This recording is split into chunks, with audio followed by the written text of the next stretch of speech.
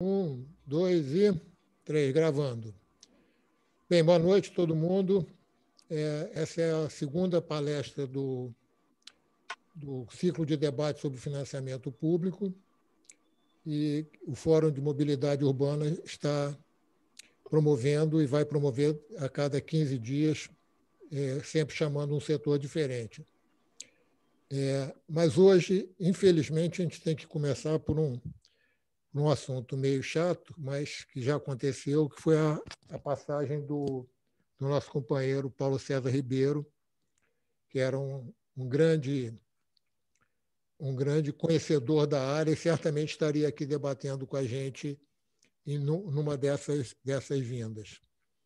Então, eu gostaria de que todo mundo abrisse seus microfones, porque eu vou pedir, em vez de 1 minuto de silêncio, eu vou pedir uma salva de palmas para a gente deixar gravado aqui como é que a gente faz.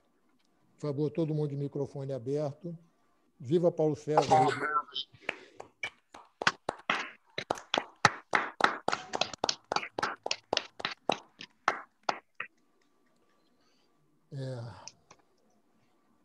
Inclusive, vai ter a missa de sétimo dia dele agora, às 6h30, que eu não vou poder participar, mas é da vida. Raul? Bom, boa noite a todos. Eu vou ler um texto introdutório que mais ou menos situa as razões pelas quais nós estamos realizando esse ciclo de debates, que é um ciclo de debates sobre o modelo de financiamento dos transportes públicos da região metropolitana do Rio de Janeiro. Com base na Constituição Federal e no Código de Defesa do Consumidor, os serviços de transporte público urbano dos municípios brasileiros devem ser abrangentes, adequados, eficientes, seguros, contínuos e acessíveis a todo cidadão. Essa, porém, não é a realidade da região metropolitana do Rio de Janeiro, onde os serviços de transporte público urbano são insuficientes, mal distribuídos e com suas frotas e instalações frequentemente em más condições. O advento da pandemia de Covid-19 acirrou ainda mais a crise dos transportes públicos urbanos, devido a uma forte queda na demanda, provocada por, primeiro, a adoção maciça do regime de trabalho em home office. Segundo, eliminação de postos e oportunidade de trabalho. Terceiro, perda do poder aquisitivo da população. E quarto, opção por outros modos de deslocamento.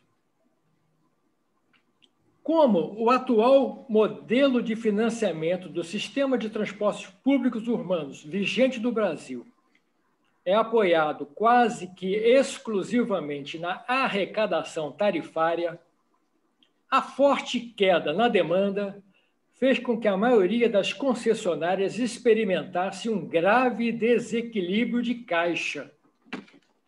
Esse desequilíbrio financeiro levou as empresas concessionárias a reduzirem, praticamente na mesma grandeza, a quantidade de viagens ofertadas e, simultaneamente, a pressionar o poder público pelo aumento das tarifas.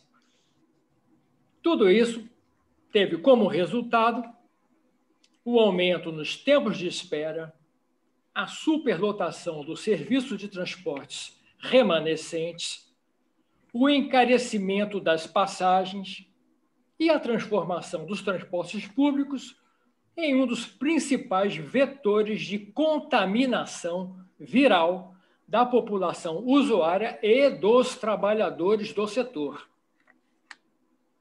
Grande parte dessa crise deve-se exatamente ao modelo vigente de financiamento dos transportes públicos urbanos, que, dependente de um público usuário empobrecido e em número reduzido, vem se mostrando simplesmente insustentável.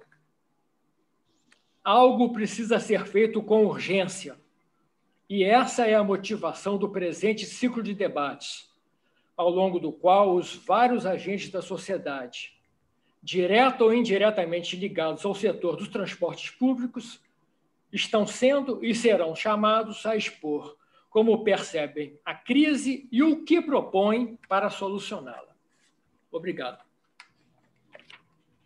Bem, para abrir a conversa, então, o deputado Hugo Leal, que é vice-presidente da Comissão de Ação e Transporte da Câmara, vai nos contar como Brasília está encarando isso.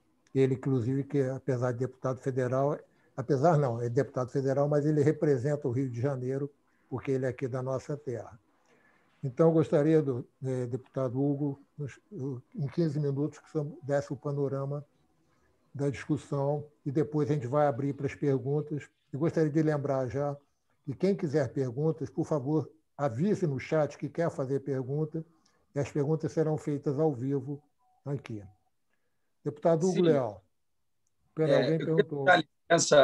Antes do deputado Hugo Leal falar, quem está falando é Alan Borges, chefe de gabinete do deputado Dionísio Lins, para registrar e pedir desculpas quanto à presença ainda não registrada do deputado Dionísio Lins, porque hoje é a Convenção Nacional dos Progressistas, que é o partido que ele lidera na Assembleia Legislativa. E ele, por representar o nosso queridíssimo Francisco Dornelles, que foi o ministro, governador desse estado, o Dornelles vocês sabem, o Dornelles já tem uma idade avançada, e o deputado Dionísio está representando o Dornelles numa atividade agora dos progressistas. A convenção foi na parte da manhã e durou a parte da tarde, e está tendo uma reunião de líderes, e o deputado Dionísio Lins não consegue se fazer presente nesse momento. É claro que eu não consigo substituí-lo à altura, mas, como seu chefe de gabinete, estou aqui para contribuir naquilo que for possível. Por eu ser uma pessoa também que discute a mobilidade urbana e já ter passado pelas secretarias de transporte, eu vou contribuir naquilo que couber. E, mais uma vez, quero registrar a desculpa do deputado Dionísio Lins e deixar a liderança dos progressistas e também a Comissão de Transporte à disposição desse fórum, porque a gente acredita que a mobilidade urbana é uma pauta fundamental para ser debatida no estado do Rio de Janeiro, urgentemente. E desculpa, sem mais delongas, perdoe te interromper, viu, deputado Hugo? Um grande abraço. Já que interrompeu, eu gostaria que o Thales também falasse que também surgiu um problema com o vereador Tarcísio, para a gente já fazer as justificativas de cara. Thales.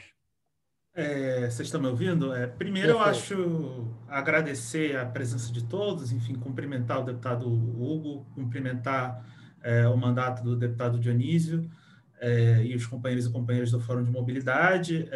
Enfim, acho que essa iniciativa é uma iniciativa muito importante que o Fórum vem realizando. Nos últimos anos, esse sistema de transporte coletivo do Rio de Janeiro passou por uma série de crises e, como o Raul colocou, a partir de março, acho que isso explodiu com a pandemia se consolidando e tornando explícita essa crise. Acho que nesse contexto é extremamente importante a discussão que o Fórum está propondo de alternativas para o financiamento dos sistemas de transporte, enfim, muito para além da receita tarifária, e isso já é uma realidade em vários lugares do mundo, né? O desejo nosso era que Tarcísio estivesse aqui hoje, mas a gente foi surpreendido ontem à noite com a convocação de uma sessão extraordinária para hoje às 18 horas, portanto, o horário desse debate, a fim de votar simultaneamente 3 indicações para o Tribunal de Contas do município. Então, esse é um assunto que é de extrema delicadeza, enfim, requer uma atenção muito, muito grande na Câmara e na discussão que está sendo feita, e tem impacto para os anos futuros, inclusive para a própria discussão da mobilidade, já que é frequente que os assuntos relacionados a ela vão parar nos tribunais de contas, né? Isso não é pouco frequente. Então, a gente tem a certeza que esse é um debate que não vai se esgotar tão cedo. A gente vai estar junto nessa batalha para que o transporte público tenha fontes de financiamento capazes de garantir o funcionamento adequado e um regime de progressiva redução da tarifa, né, para o usuário. Enfim, mesma situação, acho que um pouco do Dionísio. Eu estou aqui, enfim, já acompanho o fórum há algum tempo, enfim, me coloco à disposição também para recolher questionamentos e eventuais dúvidas, enfim, depois apresentar respostas, seja pelo mandato, enfim. Acho que um bom debate e um grande abraço a todos. Tá. Agora vamos tentar. Deputado Hugo Leal, agora é para valer. Perfeito. Todos me ouvem bem? Tudo tranquilo? Muito bem. Bom, primeiramente, boa noite. Quero agradecer aqui a oportunidade de poder falar nesse qualificado aqui, essa qualificada audiência aqui, sobre o Fórum de Mobilidade Urbana. Eu sou deputado federal, estou no meu 4º mandato como deputado federal aqui do Estado do Rio de Janeiro.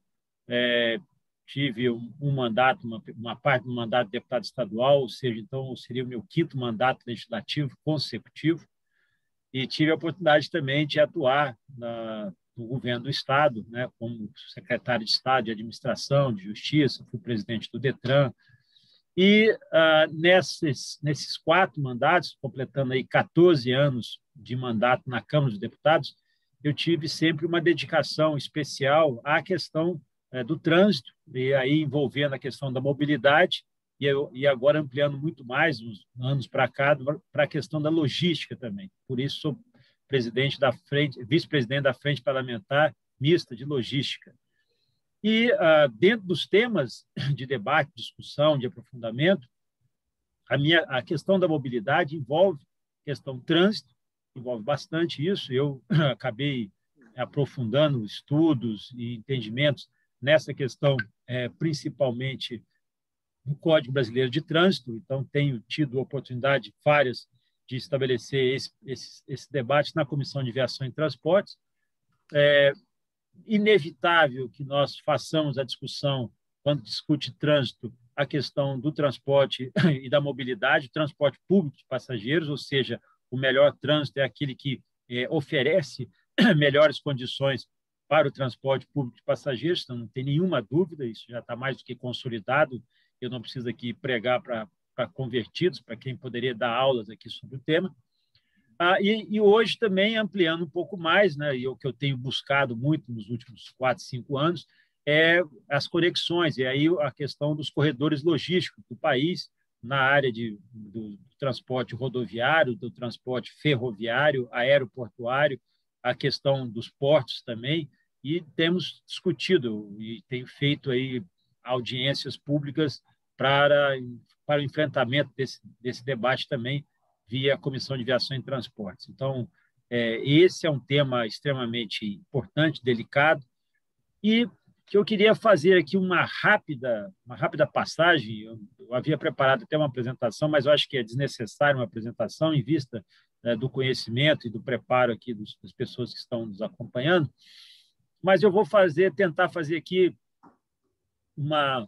um remake, vou fazer aqui uma lógica do que nós tivemos nos últimos anos, né? O que a questão do transporte de passageiros, transporte coletivo de passageiros tem sofrido, tem avaliado. Primeiramente, né, vamos pegar como exemplo aqui o Rio de Janeiro. A maior parte dos que estão aqui nesse debate são do estado do Rio de Janeiro, do município. Nós vimos o que aconteceu nos últimos anos, né? O que faltava há 10 anos atrás, 15 anos atrás, no sistema de transporte passageiro? Faltava transparência. Basicamente, as tarifas e do modal eram decididas muito mais, às vezes, no legislativo do que no executivo, quando no executivo criavam situações e ambientes dessa natureza. E essa ausência da transparência, principalmente de planilhas, principalmente do custo, principalmente de avaliações mais profundas, ocasionou não só um monopólio, uma visão muito restrita, e a criação de um ambiente extremamente oligopolizado e familiar. Vocês sabem muito bem que eu estou falando aqui, não há nenhuma novidade. Infelizmente, tivemos aí episódios nos últimos anos extremamente desagradáveis e complicados, e essa eficiência ficou muito pautada nas relações pessoais, deixando, de fato, e evidente, que a questão principal da política pública se resolvesse, se estabelecesse. Então, isso é uma realidade, isso é uma fotografia da realidade. E a questão do financiamento da transporte, financiamento, o custo, ele estava camuflado. Isso durante anos. Durante anos isso aconteceu, o debate não era com a pertinência que é hoje, os meios de controle eram, não vou chamar de lenientes, mas eram assim, eram condizentes, todo o ambiente era criado para que o recurso fluía, era criado para que esse ambiente que era empresarial e familiar pudesse ter as suas características de bom serviço. Não vou ficar resgatando a história aqui com relação às federações, a Federação aqui do Rio, as entidades que coordenaram. Mas eu posso lembrar rapidamente aqui, ainda no governo de Estado, em 1900 e aí nós estamos falando de 1982, 83, quando nós tivemos um primeiro processo de encampação. Alguns dos senhores estão aqui sabem muito bem do que eu estou falando, a encampação das linhas, da transferência de linhas de ônibus para a CTC, no período ainda do governo Leonel Brizola. Nós tivemos uma encampação. Encampação porque, naquele momento, entendia que era o melhor instrumento para poder fazer a prestação do serviço. E olha que nós estamos falando aí de quase 40 anos atrás, né? E era uma lógica.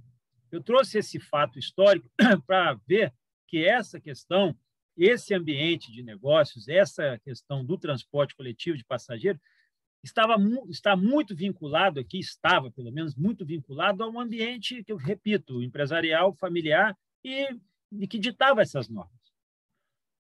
E, partindo desse exemplo, não é muito diferente em outros estados, mas eu vou aqui me limitar à questão do meu estado, do estado do Rio de Janeiro. Isso foi se estabelecendo como dinâmica no legislativo, dinâmica no executivo, muito forte, e a dinâmica também até no judiciário. Ok? Passando esse ponto, fazendo um salto aqui no tempo, porque eu vou deixar aí a imaginação, as lembranças que cada um tem com relação a esses períodos em que planilhas, em que custos eram divididos apenas em ambientes fechados, em que esse debate não era rico, não era trazido a público, à baila, e sempre eram vencidas ali em ambientes que realmente eu posso caracterizar aqui por ser do legislativo, em lobbies, em contatos pessoais. Isso era prejudicado e a tarifa em si, o propósito, o aumento, ficava disfarçado, diluído, né, no propósito de poder estabelecer. Aqui no Rio, nós temos um marco interessante, importante, que foi a definição, no primeiro momento, a definição do estabelecimento dos consórcios. Os consórcios que passaram a vigir aqui no município do Rio de Janeiro e tiveram alguns desdobramentos em alguns outros municípios maiores. E esses consórcios começaram a dar luz também à deficiência de alguma dessas instituições, dessas empresas que prestavam serviço de transporte coletivo de passageiros.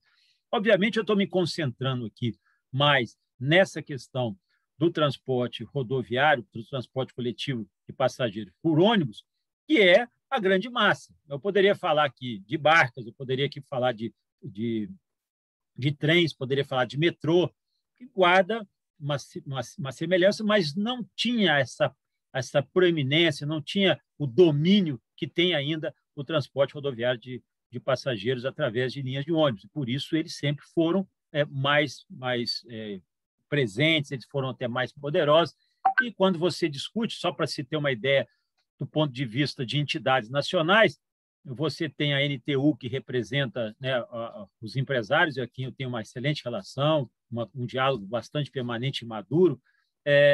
Vocês vieram surgir depois a NT Trilhos, uma Associação Nacional de Transportes por Trilhos, transporte de passageiros, surgindo depois também. Ainda não tem nada que se consolide, por exemplo, de barcas, mas você tem metrôs, você tem transporte de trens, ainda muito incipiente para a dimensão e a consolidação que tem o transporte de passageiros através dos ônibus. Bom, vencida essa etapa, veja que esse aprimoramento, as denúncias,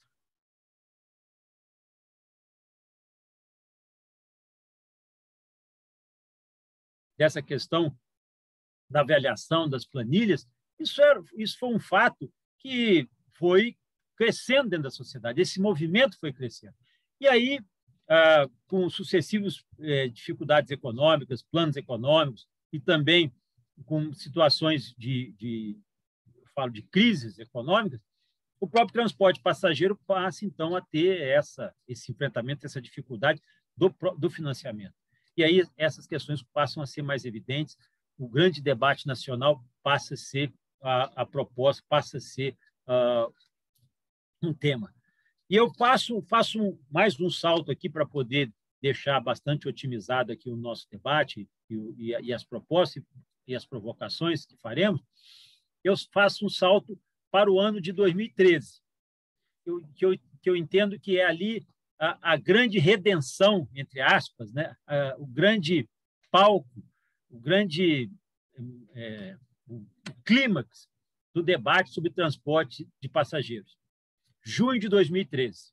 Tenho certeza que os senhores todos vão lembrar da questão dos 20 centavos, o aumento dos 20 centavos. E por que aconteceu em junho de 2013, no epicentro de um segundo governo da presidente Dilma, em que não tinha absolutamente nada de concreto, não era o governo federal que administra tarifas de ônibus, principalmente os municipais e urbanos. Me lembro muito bem, em 2013, houve um pedido para que os reajustes das passagens de ônibus deixassem de ser feitos em janeiro de 2013, que é um mês que as pessoas já estão acostumadas a ter IPVA, a ter os impostos, e vamos segurar para poder segurar o processo inflacionário, e empurraram esse reajuste para os meses de maio e junho. Foi o que nós assistimos, aquela turbulência política envolvida, uma série de outros interesses políticos, debate, mas culminado com a história da questão dos 20 centavos. E aí, a grande pressão, e lembro com uma grande dicotomia, a história dos estádios, né? Nós teríamos Copa do Mundo no ano seguinte, 2014, grandes estádios, mas nós não tínhamos grandes investimentos na área de mobilidade, grandes investimentos nos ônibus. Veja, esse marco histórico, para mim, particularmente pela experiência que tenho obtido na Câmara dos Deputados, ele é o fator decisivo para que nós estejamos aqui hoje, para que nós estejamos nessa realidade hoje, falando sobre transporte, sobre mobilidade e transporte coletivo de passageiros. Ainda você vê que nós estamos aqui, vários que estão aqui, na sua maioria, são pessoas que estão envolvidas direto ou indiretamente há anos. A população ainda está apartada desse debate. E aí, às vezes, fica no processo legislativo. Mas nós tivemos um boom, nós tivemos a oportunidade. E, a partir dali, os grandes questionamentos com relação à forma que se dava esse debate do reajuste, esse debate do financiamento, das parcelas, do valor da tarifa. E aí, depois de junho de 2013, a tarifa se tornou um grande problema que eu falo do ponto de vista político, que aí ninguém mais quis mexer na tarifa. Os municípios, os estados, mexer na tarifa significaria um grande boom, reacender a chama daquele debate de junho de 2013. Isso é impressionante, é uma característica muito marcante. E é perceptível que eu falo isso dentro do processo legislativo. Tivemos 2013, 2014, um novo processo eleitoral, com a eleição da presidente, e o debate foi diluindo. Mas ficou marcado, aí sim, a partir daqueles anos, 2013, 2014, processo de que nenhum governante municipal queria mais se expor para um reajuste real das partes. E aí nós já tínhamos uma crise no setor, essa crise já era real, já era uma crise que já era percebida por causa dos aumentos constantes nos combustíveis, nas peças, nos insumos colhidos principalmente nas empresas de ônibus. E, obviamente, esse acúmulo foi se dando em 2014, 2015, 2016, não foi diferente, né? Em anos subsequentes, e nós começamos a ter, aqui no Rio de Janeiro, particularmente, as investigações, as delações e tudo que transformou no processo, tanto no Executivo, no Legislativo e no próprio Judiciário. Vou dispensar aqui comentários e qualquer nova manifestação, até porque são temas que estão aí colocados na pauta, no dia, na política, e aí se transformou-se. O que era uma assombração, entre aspas, aí, a discussão da tarifa, com o processo ocorrido aqui, com as relações, com um processo criminoso que se transformou essa lógica da discussão dos eventos com relação ao processo de transporte de passageiros, de coletivo de passageiros. Pronto, aí, se uma coisa já era delicada para discutir por causa do fator junho de 2013, os 20 centavos, e o receio de um grande movimento, ali, então, 2015, 2016, então, a situação, né, operações, Lava Jato e tudo que a gente já conhece, acaba transformando aí no processo eleitoral de 2016, teve uma grande influência, e no processo eleitoral também de 2018, outra grande influência. Bom, o setor já estava claudicante, o setor já estava com todos esses ataques, sobrevivendo ali de um entendimento ou outro, de uma busca, de uma subvenção, de subsídio. Tudo se transformava num tabu, aliás, tudo se transforma num tabu, mas como o ambiente, né? Quando a gente fala assim, está ruim, chegamos ao fundo do poço, ainda pode ser que o poço seja mais fundo ainda, pode ter um pré-sal aí de problemas, a grande ocorrência vem, então, em março de 2003, a pandemia. Bom, o que era ruim se transformou em ingovernável. E nós assistimos, eu estou assistindo a isso, estou nesse debate do financiamento da tarifa há muito tempo. Estou falando antes do processo pandêmico, 2019 para cá, eu falei que era uma questão que nós tínhamos que enfrentar, tínhamos que distribuir para os municípios, tínhamos que desdobrar isso com os estados, e essa era uma realidade, já que nós tínhamos que desbastar, tirar essa confluência de interesses financeiros e tudo mais que nós temos dentro do processo político e também dentro do processo de definição da política pública. Agora nós temos que fazer uma fotografia da realidade. Pronto, com a pandemia, essa situação se inverte, se coloca-se de cabeça para baixo, ou seja, numa posição completamente quase que inadministrável, e nós aí fomos buscar discussões para que o setor que já não vinha bem, cambaleante, tivesse possibilidade de sobreviver. Eu confesso aos senhores que, em várias oportunidades, com o Ministério da Economia, com o Ministério do Desenvolvimento Regional, com os vários ministérios, ao longo dos meses de junho, julho e agosto, nós buscamos a consolidação desse trabalho, que foi o projeto 3364 do deputado Fábio Schoitz, que é de Santa Catarina, que tem um exemplo lá de Joinville, trazendo numa situação de criação de um regime especial de emergência para o transporte coletivo urbano, que passou a chamar Remetup. É exemplo que nós temos outros regimes diferenciados na área portuária, nós temos regimes diferenciados na área aeroportuária, e dali nasceu um debate, e dali surge, então, uma possibilidade até de um financiamento por parte da União, assim como já aconteceu em outros segmentos, para poder repassar estados e municípios para dar aso a essa condição, para que o que iniciou o debate aqui, o professor Linício aqui, dissesse o seguinte: não há como a tarifa ser a única forma de sustentação de um sistema dessa natureza. Bom, aí esse processo tramita, discute, debate, é aprovado na Câmara, o 3364 aprovado na Câmara, é aprovado no Senado, quando, já em dezembro de 2020, ou seja, final do ano passado, o presidente encaminha, o presidente da República encaminha, dando pela inconstitucionalidade e vetando integralmente o projeto do financiamento ou do regime diferenciado. Ou seja, beleza, então não pode fazer, nós temos um regime, esse regime não caberia ao legislativo ter apresentado, não apresentou alternativa orçamentária para esse financiamento, tudo isso totalmente justificável. Tá, ótimo. Então, eu disse não. Ao dizer não, qual foi a alternativa que foi criada? Pronto. Então, acho que aqui eu já vou encerrando aqui a minha participação, que já falei demais, mas a alternativa que foi criada é o que nós estamos fazendo aqui agora. Qual foi?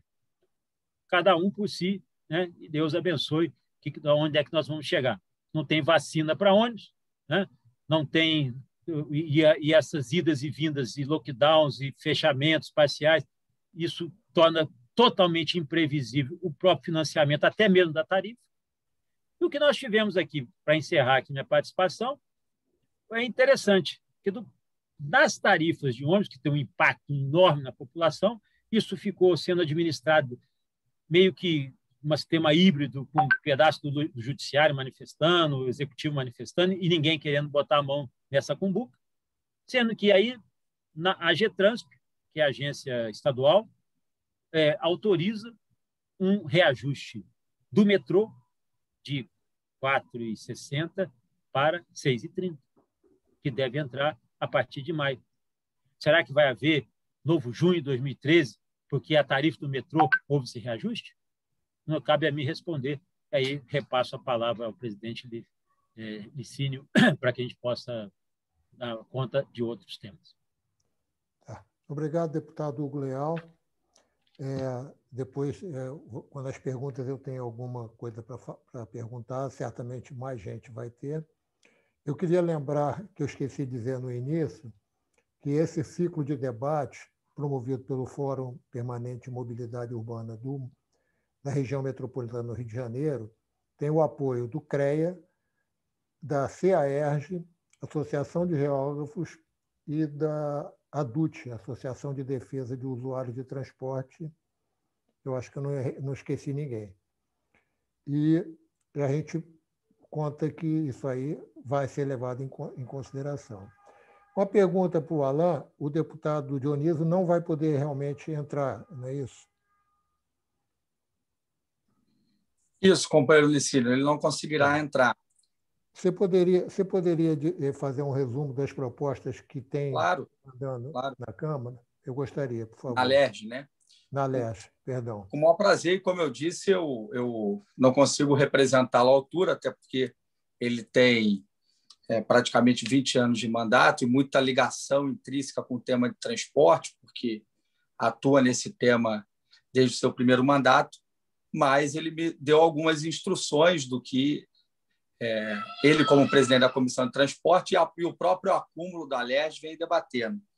O primeiro é que o deputado Dionísio Lins ele tem o entendimento, e a Comissão de Transporte da LERJ vem debatendo muito, que o transporte público ele precisa, desde já, e que já era para ter sido encarado dessa maneira, mas a pandemia, processo que o deputado Hugo Leal acaba de narrar, de 2013 para cá, e a pandemia que acaba por piorar esse processo ainda mais, que é a crise do sistema de transporte público no país, urge a necessidade dos governos e as casas legislativas entenderem o transporte público como um direito constitucional, assim como temos um direito à saúde, o direito ao lazer, o direito à assistência social, os direitos humanos e assim por diante. E esse direito ele tem algumas responsabilidades, Licínio, deputado Hugo Leal, Raul Lisboa, a responsabilidade de apoiar a redução da pobreza e da desigualdade social na cidade do Rio, no estado do Rio de Janeiro, mais especificamente, e, acima de tudo, no país. E o porquê que isso é importante ser debatido como princípio e premissa fundamental. Porque se nós não discutirmos a mobilidade urbana como pressuposto da inclusão e da necessidade de proporcionar fruição e direito à cidade, aos trabalhadores, às trabalhadoras e, acima de tudo, os mais pobres e a classe média, não faz sentido existir transporte público de massa. Porque quem consome verdadeiramente no nosso país, e em especial no estado do Rio de Janeiro, o transporte público de massa é a classe trabalhadora, especialmente a classe média e os mais pobres. Então, portanto, a LERJ ela tem um grande desafio, que esse desafio o deputado Dionísio Lins vem travando, que é encarar esse debate muito combinado na motivação do que o governo do Estado do Rio de Janeiro precisa passar encarado daqui para frente a agenda do transporte público. E não tem como discutir transporte público, viu, pessoal, sem falar que já existiu uma crise previsível e não é de hoje. O debate do eventual subsídio necessário para que o transporte público seja encarado como um direito, ele não vem sendo debatido de hoje. Tem razão, sim, o deputado Hugo Leal, quando ele fala dos mitos e dos tabus que foram construídos a partir de tudo aquilo que ele já narrou. 2013 não era por 20 centavos, agora esse problema da Getrans para autorizar o aumento do metrô e todos aqueles escândalos eventuais de corrupção que acometeram o sistema de transporte no estado do Rio de Janeiro. Mas esse tabu e este problema que vira um mito originário para justificar, muitas vezes, eventualmente, os poderes públicos do Brasil inteiro de não encararem nesta pandemia que a necessidade é pública e urgente, que o transporte não seja um disseminador de transmissão e retransmissão cotidiana do coronavírus. 2, que a população, para que tenha o seu direito assegurado de mobilidade social na cidade, não fique sendo submetida a um transporte que os enlata e tira a eles, inclusive, o direito de respirar.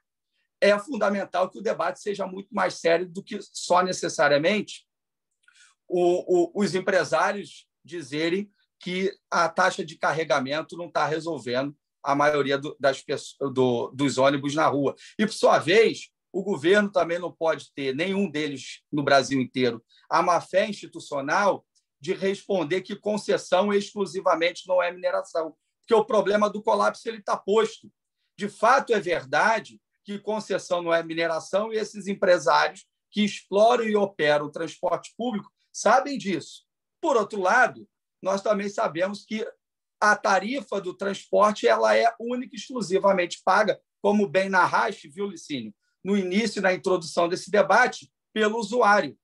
Ora, se ele é público e é um serviço essencial, o porquê que ele efetivamente deve ser, por exclusividade, pago pelo usuário? E considerando que este usuário ele tem território, ele tem cor, ele tem classe social e ele sabe e tem os seus circuitos e rotas de mobilidade. A Clasa Fluminense, com seu belíssimo relatório, em alguma medida, ela destaca fundamentalmente essa necessidade. Porque ele precisa ser, em essência, oferta pública, mas ele precisa, acima de tudo, reconhecer, aí sim, o poder público, chamar a universidade os especialistas para debaterem, chamar o conjunto da sociedade para que estes tabus, esses mitos, sejam desmistificados e isso vire um debate de sustentação da redução da pobreza, da desigualdade social, para que garanta mobilidade urbana e, assim, a gente resvala e entrega uma cidade também mais sustentável no meio ambiente. E no trânsito, um trânsito mais seguro, um trânsito mais humanizado. Tem algumas pistas que a gente pode discutir e que são importantes, que o deputado vem tentando amadurecer e debater muito dentro da Alerj e com o governo do Estado do Rio de Janeiro. Uma delas é reconhecer efetivamente que a crise já era previsível, ela não começou com a pandemia. O BRT, por exemplo, ele é um caos desde o seu nascedouro, ele nunca funcionou com plenitude e, óbvio, agora ele está colapsado. O sistema de transporte público por passageiros e operação de ônibus comum, que é o SPPO, ele sempre foi deficitário do ponto de vista de ônibus e demanda. Nunca foi feito um estudo de demanda verdadeira na nossa maior cidade, que é a capital do Rio de Janeiro, e tampouco na região metropolitana.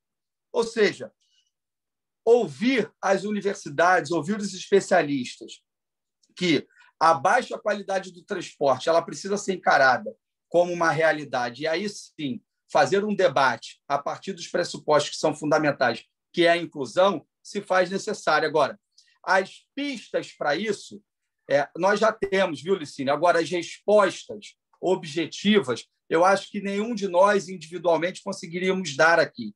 A gente só consegue dar se este fórum ganhar cada vez mais escala, se a sociedade civil organizada for chamada à mesa para debater, se o poder público encarar o transporte como um transporte público de massa para ser de qualidade e se as casas legislativas construírem processos de diálogo e controle social para que o transporte público entregue uma oferta pública verdadeiramente inclusiva.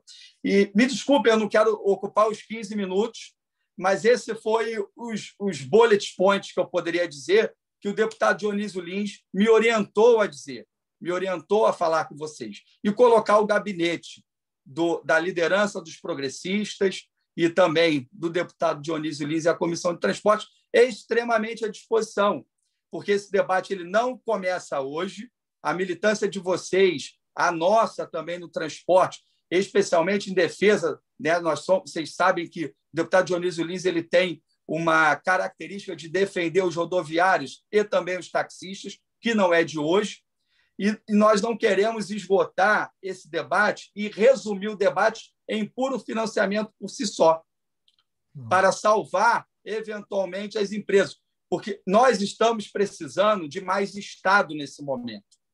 E é Estado no sentido lato sensu da palavra.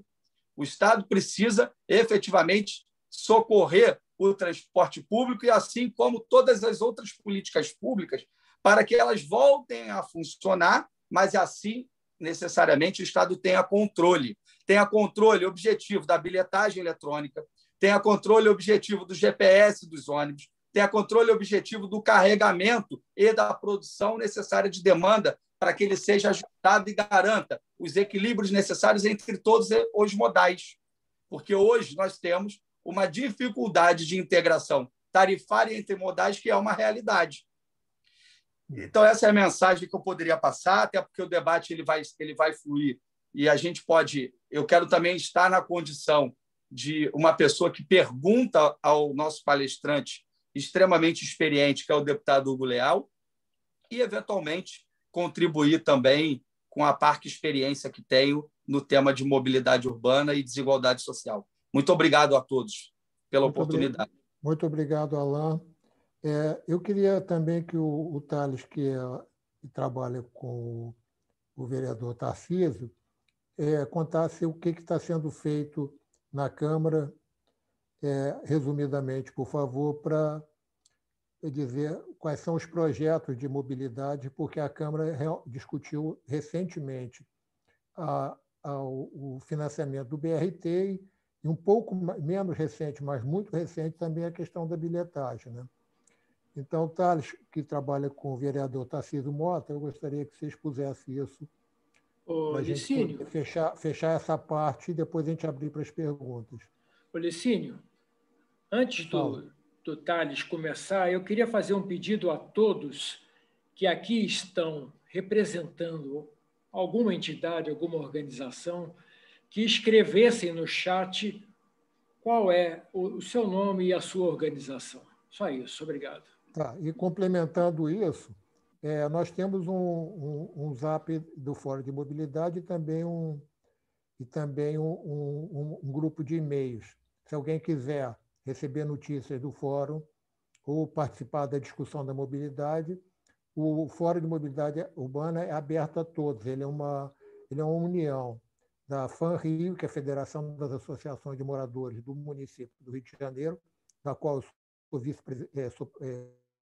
diretor de mobilidade, e do Clube de Engenharia, onde eu sou subchefe da DTRL, Divisão Transporte e Logística, e o Alcebiades, que está aqui, é o meu chefe lá. Então, a gente está aberto e toda sexta-feira, amanhã inclusive, nós temos reuniões abertas a qualquer pessoa que queira participar disso. É só bater na porta e entrar. Não precisa de nada, apenas a vontade de contribuir. Thales, por favor. Bom, vocês estão me ouvindo? Obrigado, Licínio. Acho que, primeiro, agradecer as colocações, tanto do deputado Hugo Leal quanto do companheiro Alain, do mandato do deputado Dionísio. Primeiro, fazer um coro, que eu acho que a perspectiva de que o transporte seja entendido, compreendido como um direito, ela é fundamental. Isso já foi objeto, inclusive, de emenda constitucional, proposta pela Luísa Erundina, que é deputada do PSOL de São Paulo e foi aprovada, né? Hoje o transporte ele consta como direito social na Constituição brasileira, embora a gente ainda não tenha evoluído para uma situação, para uma configuração em que isso efetivamente se expresse, né? Acho que isso é, em especial, fundamental, porque a regra no mundo é que são muito raros os sistemas de transporte público, coletivo, que sejam operacionalmente lucrativos.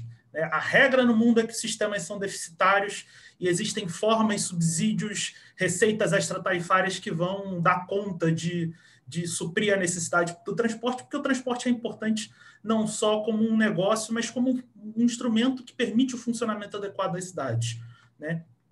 Então, eu vou apresentar aqui alguns pontos que estavam planejados, enfim, da contribuição que eu tinha mandado para o Tarcísio, e falar um pouco das questões que estão sendo discutidas na Câmara, né, e como isso se expressa. Eu acho que, bom, primeiro elemento que eu acho que é importante é discutir os motivos dessa crise. Eu acho que o Alan falou antes de mim, colocou uma coisa muito, muito pertinente, que é, embora a pandemia de Covid-19 tenha explicitado essa fratura exposta, né, nos sistemas de transporte no Brasil inteiro, esse problema ele é um problema que ele tem uma origem anterior. Ou seja, desde 2014, no Rio de Janeiro, a gente vem perdendo passageiros em ritmo acelerado no sistema de ônibus, e o mesmo acontece em outros sistemas, sistema de metrô, sistema de trens. E essa crise ela é fruto do esgotamento de um modelo de financiamento que estava desde o início fadado ao fracasso, né? E esse modelo é fundado em duas lógicas centrais, né, no nosso entendimento. A primeira lógica é a lógica da cobertura assegurada de custos. Ou seja, faz-se um contrato com um operador de transportes e não interessa muito bem o que acontece durante esse contrato. Ao final desse contrato, o operador tem o direito, que é garantido pelo Estado, seja pela prefeitura, pelo Estado ou pelo governo federal, de receber o seu custo mais um retorno, né, que é a taxa interna de retorno do contrato.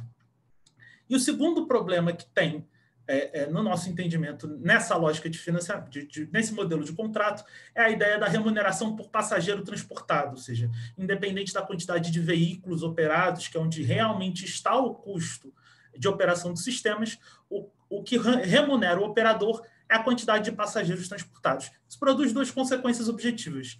A primeira é que, por causa da cobertura assegurada de custos, além de você não ter um incentivo para tornar o sistema mais eficiente, porque, veja, à medida que o custo se reduz também a taxa interna de retorno, em termos absolutos, né, em termos relativos, ela continua a mesma, mas há um incentivo para aumentar os custos no sistema. Porque quanto mais o sistema gasta, maior é a taxa de retorno prevista ao final do contrato. E isso produz ineficiências contratuais. Por outro lado, a remuneração por passageiro transportado ela cria um outro problema, que é um problema de qualidade do sistema.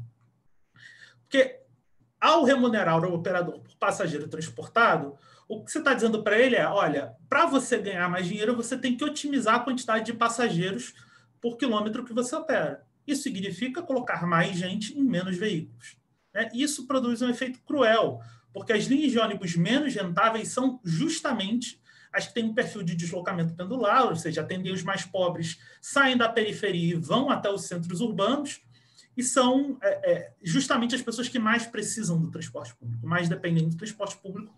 Por isso não é tão raro a gente ver cenários em que você tem dezenas de ônibus circulando relativamente vazios em áreas da cidade em que o perfil de deslocamento é mais curto e, por isso, várias passagens são pagas em trechos pequenos, em comparação, vê muito pouco veículo atendendo a demanda em áreas críticas, né? E isso tudo produz um ciclo tarifário vicioso, né? Ou seja, como o sistema de transporte depende do número, a tarifa depende do número de passageiros transportados, à medida que o número de passageiros transportados cai, o preço da tarifa tem que subir. E à medida que o preço da tarifa sobe, o número de passageiros que podem acessar o sistema também diminui. Isso vai levando a gente para uma espiral descontrolada de aumento do preço da tarifa, que é o que a gente viu acontecer no Rio de Janeiro. Tem uma consequência mais grave, né, disso, uma outra consequência grave, na verdade, disso, que é à medida que o operador só ganha dinheiro com a expansão do sistema em termos de passageiros, né, porque a sua taxa de retorno não é fixada no momento da contratação, você começa a incentivar a competição entre modos de transporte.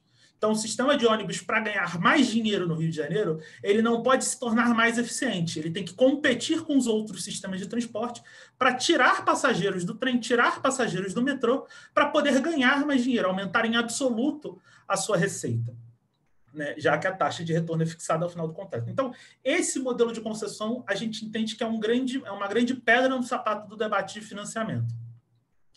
E aí eu quero avançar um pouco aqui. Eu acho que a pandemia aprofunda a dimensão dessa crise e ela coloca para a gente a necessidade de um sistema que possa funcionar bem, independente da arrecadação tarifária. Ou seja, a gente precisa de sistemas de transporte que não dependam da tarifa do usuário para funcionar.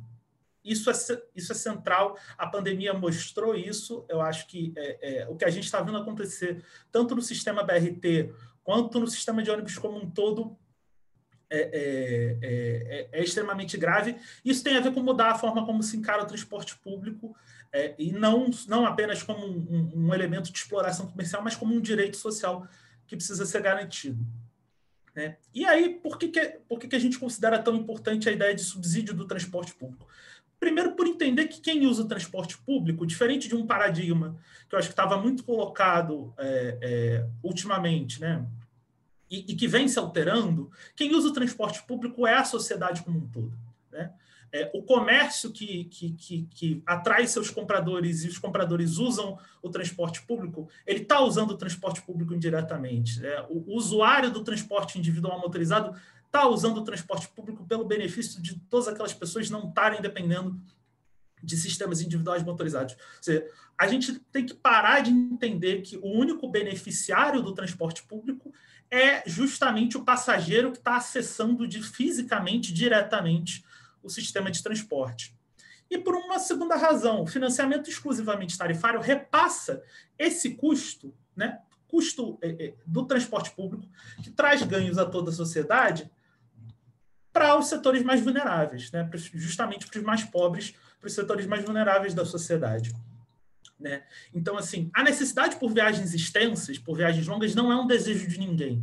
As pessoas, em média, gostariam de morar mais perto dos seus pontos de trabalho, mas é a desigualdade social e o preço do solo que faz as pessoas morarem longe das oportunidades. E aí a gente pega justamente as pessoas que mais precisam, moram mais longe e que têm renda menor e fala assim, não, são vocês que vão pagar pelo custo que já lhes é imposto de morar longe das suas oportunidades. Então, esse entendimento coloca para a gente a necessidade de rediscutir o modelo como um todo. E aí a gente entende que a discussão de modelo de financiamento ela é central, mas da perspectiva do legislativo e de um modo geral, duas coisas têm que ser discutidas para a gente conseguir avançar nesse debate. Uma é os desafios de modelo de contrato que estão colocados, né? Porque é muito difícil falar de mudar o modelo de financiamento se a gente não muda os erros de contrato que, no fim do dia, provocam esses vícios nos sistemas de transporte que a gente tem. E, em segundo lugar, quais são as alternativas que a gente tem para buscar mais receita para o sistema, né? Então, sobre o contrato, acho que existem algumas coisas que precisam ser superadas. Primeiro, superar o modelo do contrato remunerado pelo transporte do passageiro. Eu já falei disso anteriormente, né? Isso induz o operador a sempre buscar maximizar a quantidade de passageiros por veículo e coloca em situações como a gente está vivendo de pandemia, que à medida que a demanda cai também o número de veículos em operação. Segundo, superar o modelo de contrato com a cobertura assegurada de custos. Não há, nesse modelo de contrato, nenhum incentivo para que o sistema se torne mais eficiente, e, pelo contrário, há incentivos para que o sistema se torne menos eficiente. Então, isso é um problema gigantesco. Terceiro, eu acho que isso a gente tem visto aqui, o problema que isso deu no Rio de Janeiro, que é superar o modelo do contrato de grande escopo e de delegação completa. Ou seja, a gente tem modelos de contrato no Brasil, isso é regra não só no Rio de Janeiro, mas no geral, em que se delega a operação dos ônibus, a compra dos veículos, a bilhetagem eletrônica, a operação de terminais, a publicidade, a implantação do sistema de monitoramento por GPS, delega-se tudo de uma vez, cria-se um monstrengo de modelagem contratual, é uma modelagem muito complexa, tem muitas variáveis em jogo, é muito imprevisível, E isso implica em contratos, que é o próximo item que precisa ser superado, em contratos de longuíssimo prazo, ou seja, como o investimento posto no início do contrato é muito alto, você precisa dar ao operador um longo prazo, um prazo de 20 anos, e a gente sabe que na situação brasileira, de um país de desenvolvimento, com uma economia instável, qualquer coisa que se planeje em 20 anos, ela está altamente sujeita a ser atropelada pela conjuntura. E é isso que a gente viu acontecer. Portanto, tem a ver com isso. E aí, o que a gente tem como alternativas de modelagem contratual que podem ser interessantes? A primeira é a ideia da remuneração pelo custo operacional associada a parâmetros de qualidade, né? A base dessa remuneração seria a quilometragem ofertada, ou seja, a gente passa a pagar o operador pelo quanto ele provê de serviço de transporte público, e não por quantos passageiros ele transporta. Só que isso, por si só, é uma métrica frágil, né? Porque pode haver um incentivo para que se proveja uma oferta muito ruim, muito precária de transporte.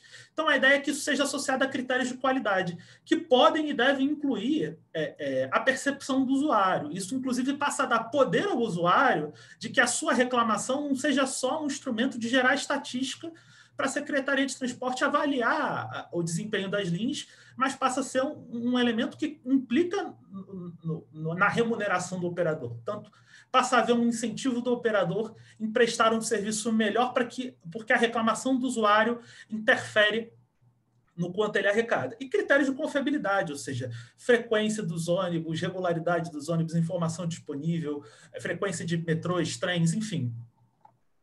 E aí, um pouco para avançar, porque eu acho que o tempo já está curto, para concluir, eu acho que existem algumas alternativas de financiamento que estão colocadas no nosso entendimento. A primeira é o subsídio cruzado a partir da cobrança do transporte individual motorizado, em especial. Tem várias formas, acho que não vale entrar nelas aqui, mas, enfim, alíquotas de impostos específicos que incidem sobre veículos e combustíveis, cobrança de transportes alternativos, eu sei que tem posições que defendem isso, enfim. Mas isso é uma alternativa. Existe uma outra alternativa que a gente considera especialmente importante, que tem a ver com a captura da renda da terra, né? Porque, no nosso entendimento, é a desigualdade fundiária, a desigualdade do acesso à renda da terra que promove uma demanda elevada, mais elevada do que seria natural nas cidades, por deslocamento. Portanto, capturar esse fenômeno de renda da terra para ajudar a financiar os sistemas de transporte, a gente entende que é uma estratégia importante. E aí tem tanto ideias de captura de mais-valia fundiária, quando você faz investimentos diretos em sistemas de transporte que valorizam o solo, até ideias de capturas gerais, enfim, baseados em critérios técnicos e transparentes. E a ideia de uma taxa geral de mobilidade, ou seja, também é uma ideia que a gente acha que pode ser discutida, que é a ideia de que vamos cobrar um custo horizontal por toda a sociedade, pode ter algum grau de progressividade, ele não chega a ser tão progressivo quanto as outras medidas, mas ele já é bem mais progressivo em termos tributários do que é a lógica de pagar o sistema apenas pela tarifa do usuário. E, em síntese, a gente entende que a solução vai surgir a partir de uma combinação dessas alternativas.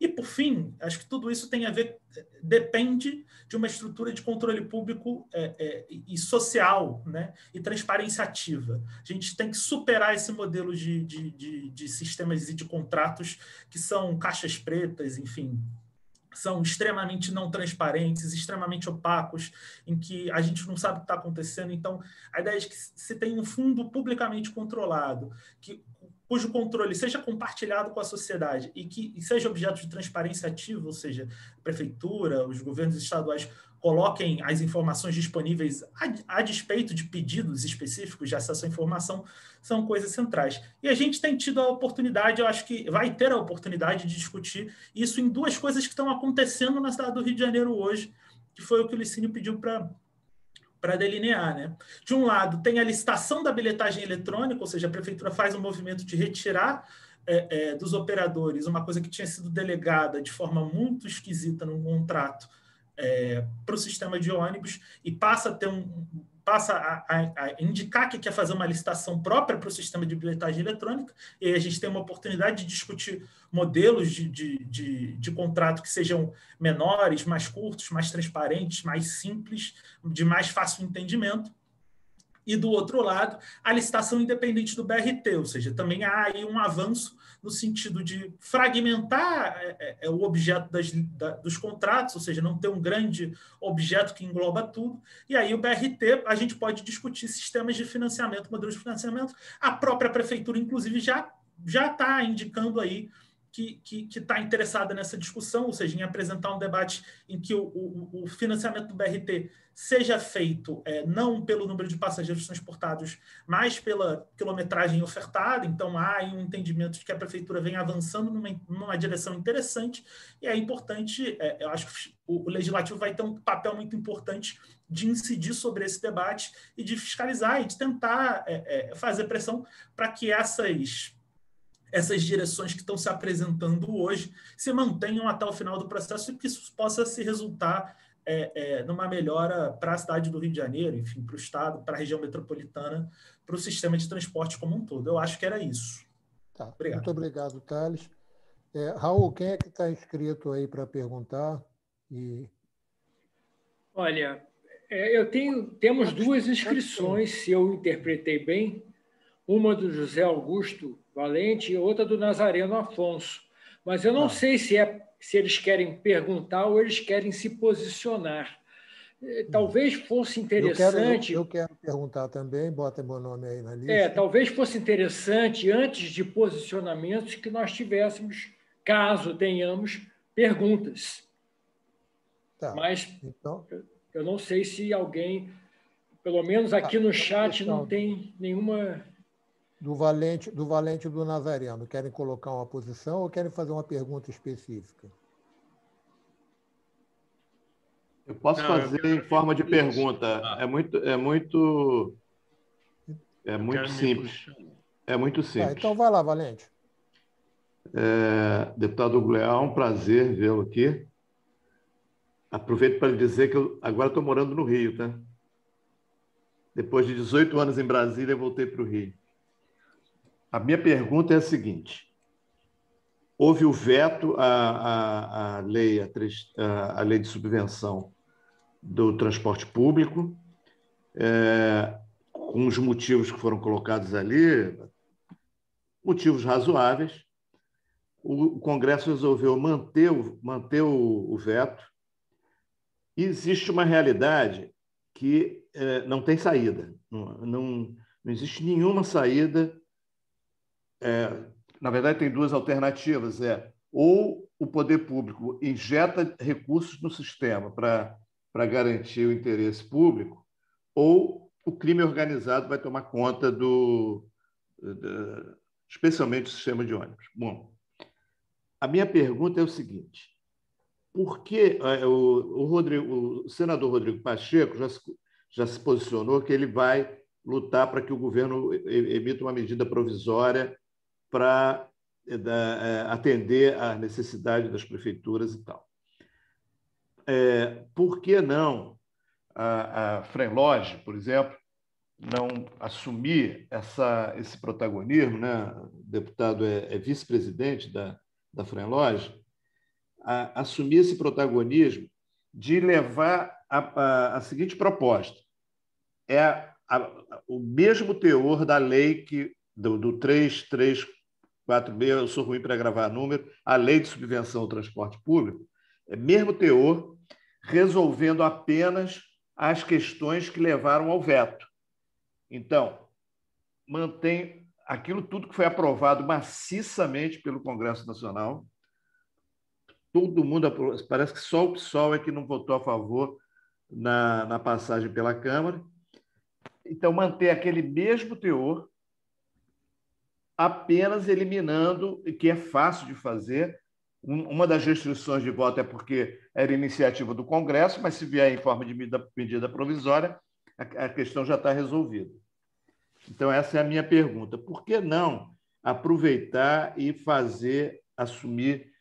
o Congresso assumir esse protagonismo de propor ao governo a manutenção da essência daquela lei que foi aprovada e, com isso, garantir recursos para as prefeituras e para os governos estaduais. Muito obrigado. O Nazariano quer fazer uma pergunta ou quer fazer uma exposição?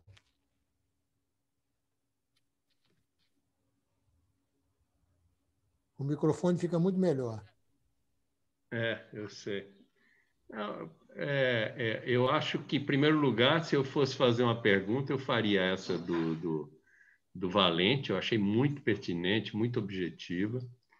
E o que eu iria falar era juntar um pouco o que a turma falou e o que eu acho que pode ser o caminho. Aliás, deixa eu fazer só uma pergunta. Vamos organizar um pouquinho. Nós temos Vamos fazer só uma pergunta. Nós temos 45 minutos.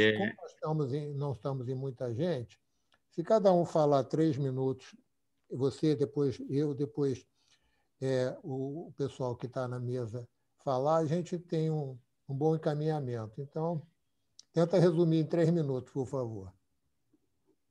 Então, tudo bem. Então, em primeiro lugar, eu queria dizer que, olha, eu tenho assistido muitos debates sobre a questão de financiamento, mas eu achei esse muito qualificado. Então, eu estou querendo ver até se, depende de que a gente fecha tudo, mas não, eu estou querendo divulgar ele para os que estão discutindo o que eu chamo de... Ele está sendo gravado e disponível depois na nossa página. Sim, é por isso que eu estou dizendo. Eu queria dizer uma coisa que a gente vem falando no MDT desde março do ano passado, que está se estruturando um apagão no sistema de transporte regular. E o que me impressiona muito é um assunto invisível para a população, para os governos, falam assim solto e não percebe a consequência dramática que isso vai acontecer se não tiver solução. E a consequência é muito simples. Basta a gente voltar como é que era o Chile desregulamentado, o México, né? Saber o que é o sistema de transporte sem ter uma regulação. E a tendência desse governo é que ele acha que o mercado resolve tudo.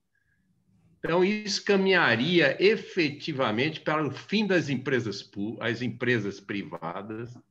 O sistema mesmo metroviário está vivendo uma crise gigantesca.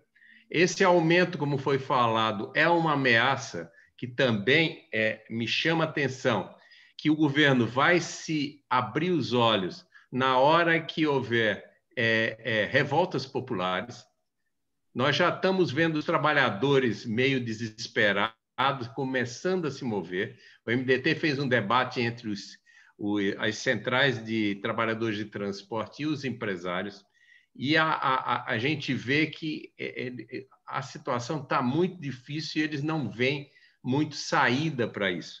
Então, a minha questão é o seguinte: se as pessoas veem o que seria o sistema de transporte sem alguma regulamentação? Essa é a grande ameaça. E, para terminar, eu queria entrar nas amarrações finais do Tales, que eu acho que é um outro ponto que é difícil. Mesmo no meio das pessoas que discutem a questão, especialistas, vamos dizer, até as prefeituras, governo, ninguém quer discutir o automóvel e a responsabilidade pelos imensos e gigantescos subsídios públicos, a utilização de estacionamentos, de via, de impostos, quer dizer, o socorro do governo à indústria automobilística é gigantesco e ninguém quer discutir isso. Então, eu queria apenas terminar falando isso. De um lado, nós temos de ter coragem de discutir o subsídio, a questionar os subsídios aos automóveis e fazer com que esse subsídio se volte ao transporte público.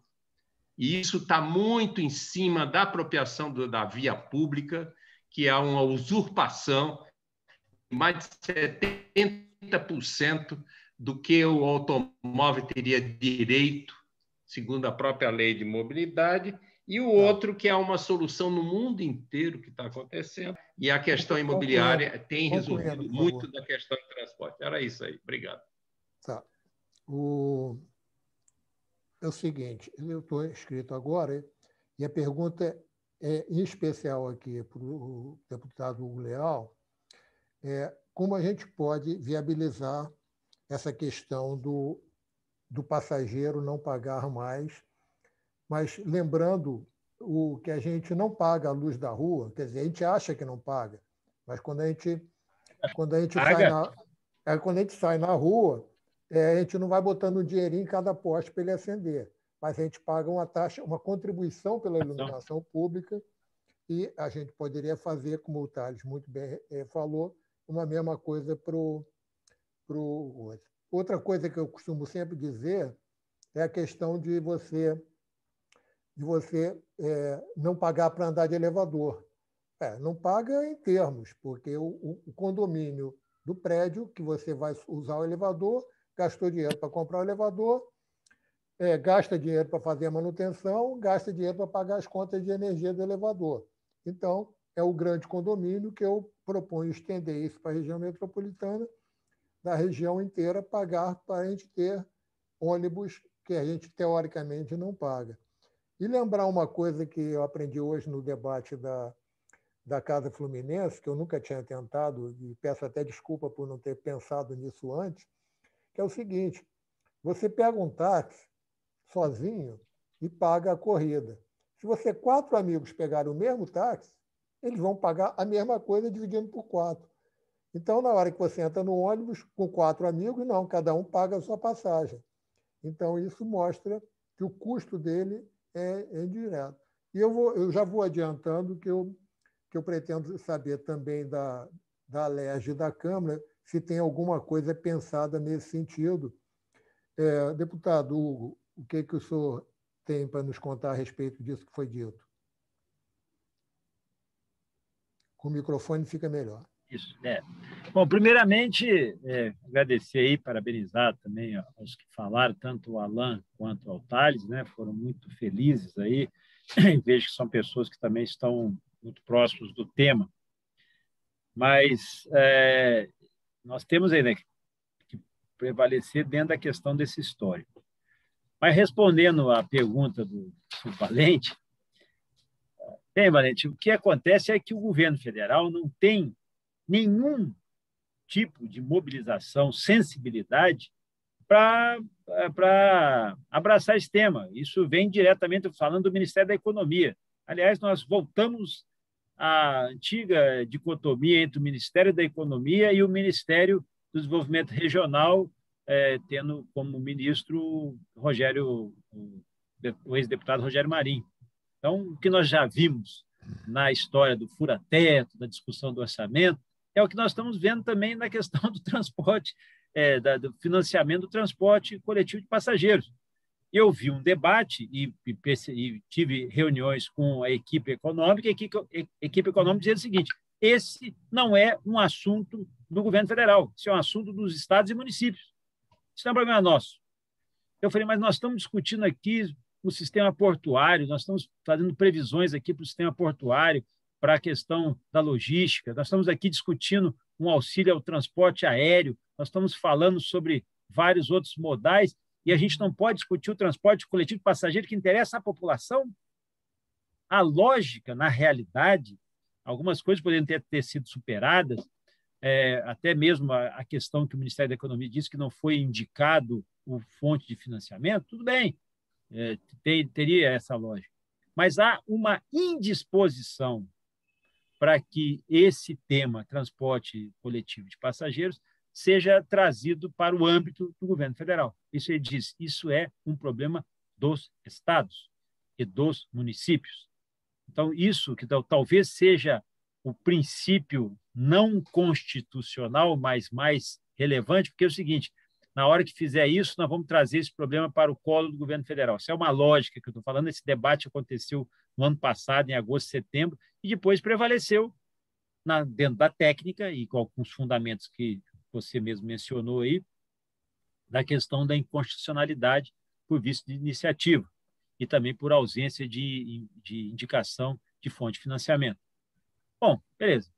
Então, quando nós temos hoje na figura, principalmente do presidente do Senado, Rodrigo Pacheco, que conhece do tema, que é sensível, que conhece também o sistema, uma insistência, quer dizer, um debate sobre isso, um estímulo para que seja feita uma medida provisória, nesse sentido, com a visão do governo. E por que não saiu até agora? Nós tivemos o veto, né, informação do veto em dezembro de 2020. Nós estamos agora em abril, praticamente encerrando o mês de abril. E não veio. Esse é um assunto que ele é coberto de tabus. E é um tabu que a gente não conseguiu vencer. Aí qual é a mobilização? Os estados já foram... Não, a gente ajuda os estados, a gente dá recursos, a gente faz fonte de financiamento, cofinanciamento da dívida dos estados. E aí nós começamos a avaliar a possibilidade de que nessas relações, principalmente nesses acordos que têm sido feitos com característica fiscal, previdenciária e até mesmo de financiamento de dívida dos estados com a União, pudesse uma parcela do que for compensado ou do que deixar de ser cobrado fosse obrigatoriamente aplicado no transporte público. Isso foi uma alternativa. Ou seja, partes do princípio, vamos dar um exemplo aqui. Minha dívida é de 100. Eu vou fazer um abatimento, eu vou diluir, vou ampliar o espaço dessa dívida de 100, que é hoje em 10 anos, eu vou ampliar para 20 anos. Esse espaço que você vai ter aí de respiro, se você pagava 10 por mês, você vai só pagar 5, ou vai pagar 6, desses 4, 2 você obrigatoriamente terá que investir no transporte de passageiro. Mas só que vai de encontro a uma situação que você não pode obrigar a dizer ao Estado e município, pela autonomia estabelecida constitucional, onde ele deve aplicar estes recursos. Então, voltamos à situação que estávamos antes. O governo federal pode fazer uma medida provisória, pode editar uma medida provisória com auxílio neste sentido? Pode. E por que não faz? Porque não tem interesse político, porque não é uma matéria que, segundo eles, do ponto de vista legal, do ponto de vista constitucional e do ponto de vista infraconstitucional, não cabe a eles fazer este debate nem ajudar. Quem tem que fazer isso são os estados. Nós podemos facilitar. Está explicado o primeiro ponto. O segundo ponto, Nazareno, é isso. Aqui o debate é claro, aqui todo mundo tem experiência suficiente, aqui não adianta a gente querer, né, usar um jargão popular, tampar o sol com a peneira. Todos nós aqui sabemos quais são as dificuldades. Não precisa ser empresário para saber a dificuldade, não precisa ser só o usuário para saber quais são as dificuldades dos ônibus. É nítido, é uma avaliação, uma análise clara, como foi dito aqui, transparência, muita transparência nos custos, nas planilhas. É isso que nós temos que chegar, esse é o ponto nevrálgico que nós vamos enfrentar. Aí você vai dizer, não, você mencionou o financiamento do transporte, você mencionou algum tipo de proposta que agora não me lembro, que você falou eu falei, quando você estava falando essa defesa aí do transporte de passageiro, né, transporte público, eu lembrei de um só, CID. Para que foi criada a CID? Fala para mim, para quê? A CID não foi criada para financiar o transporte público de passageiros? O transporte público? Cadê a CID? Foi se esvaindo. A gente é que pergunta. Não, eu sei, mas eu que fico indignado, porque é o seguinte, uma das propostas foi exatamente assim, então vamos restabelecer a CID? Vamos estabelecer... Não, isso vai significar aumento isso vai significar aumento nos combustíveis. Olha o que aconteceu no início do ano. Sim, o aumento veio independente da CID. A CID tem um propósito. Era esse o propósito. Cadê? O que está acontecendo? Então, nós já temos um instrumento. É só utilizar, é só diferenciar, é só direcionar. Então, estamos claros de que não precisa inventar a roda. Basta girar o que nós já temos. Só isso. Tá. Eu concordo muito com isso que foi dito. Eu não sei se tem mais gente para perguntar. Tem sim. Tem. Quem que gostaria de perguntar? Vitor, uma pergunta, por favor, sem ser discurso, que eu sei que você pode falar 1 hora seguida sobre o assunto aí que eu te conheço. Não, vou falar rapidinho, até já fui bastante contemplado também. E dando a boa noite aí, agradecendo também as menções e os elogios aí, eu vi as mensagens ontem, enfim, Raul. Mais do que merecidos. Brigadão, e a tua participação também, Licínio, e o Oscar aí que fez a matéria, ficou muito boa, Oscar, te agradeço aqui agora publicamente. Então, a gente procurou fazer essa incidência enfim, do nosso modo, a sociedade civil, né? Construindo ali um relatório que tem boa parte desses pontos. Agora, eu queria ouvir um pouco sobre isso. Acho que o deputado Hugo já trouxe a perspectiva da adesão e aí da incidência que vocês, né, a cada casa legislativa aqui, acho que também o Fórum foi muito feliz, né, de colocar, enfim, as 3 esferas aqui. Então, ouvi um pouco da adesão, acho que a fala do deputado Hugo mostra um pouco isso, já que a gente tem uma premissa que a gente concorda aqui e é comum, enfim, pelo olhar não como mercadoria, mas sim como um direito, né, do transporte, e a premissa aí, constitucional alcançada também, né, muito fruto de mobilizações.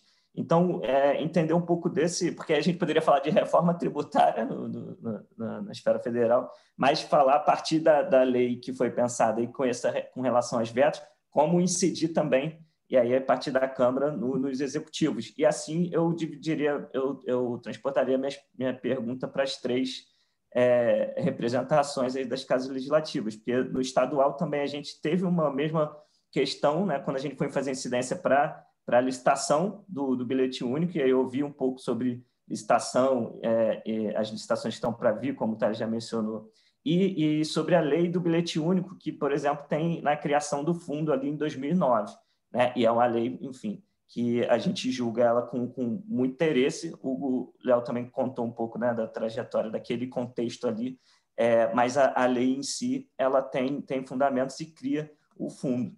E aí, finalmente, assim, a legislação para licitação, para a operação ser independente, né, a bilhetagem e a operação, no caso da Rio Card, ela teve também um texto muito bom a partir da Alerj, né, mas teve um veto por vício de origem, também vício de iniciativa no Executivo, mas depois o Executivo usou praticamente o mesmo texto para construir a aprovação, né, com a origem certa, né, pelo Executivo. Então, ouvi um pouco de vocês sobre a adesão Câmara e essa relação com os executivos aí nas 3 esferas, já que achei que Nazareno ia falar do Sistema Único de Mobilidade, né? E aí na referência do SUS também, né? Que acho que hoje é mais conhecido, mais contemplado, mais enaltecido, que a gente, para pensar financiamento, tem que pensar as 3 esferas de poder. Então, é essa pergunta que eu replico aí para os 3 convidados. E agradecendo também, parabéns aí pelo fórum. Tem mais alguém para perguntar? Raul. Então, eu gostaria que primeiro o Alan, depois o Thales, dessem um panorama do que está sendo discutido nesse ponto, e vou pedir que cada um use em 5 minutos o que de prático a gente pode contar que vai ser votada amanhã uma lei que vai resolver todos os problemas de transporte. Então, quais são as leis que estão em discussão na Alerj? E depois vou repetindo, já preparando o Thales com a mesma coisa. E como eu sei que são muitas leis, eu queria que pudesse em 5 minutos para a gente poder contemplar mais discussões. Alan.